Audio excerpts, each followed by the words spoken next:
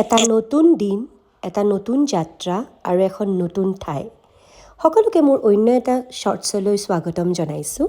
মই আস্থা আৰু মই থাকোঁ বেংগলোৰত। আৰু মই গৈ আছোঁ আজি পুনেলৈকে, কাৰণ মোৰ অফিচৰ কিবা কাম আছিলে। আৰু এয়া পাই গ'লোঁ মই বেংগলোৰ এয়াৰপৰ্ট। ফাৰ্ষ্ট মই কৰিলোঁ চিকিউৰিটি চেক ইন কৰি পেলাই মই কৰিলোঁ এয়া পেট পূজা, আণ্ডা ভুৰ্জি, বান আৰু কফি, আৰু টোটেল বিল হৈছিলে 609 টকা, বহুত বেছি।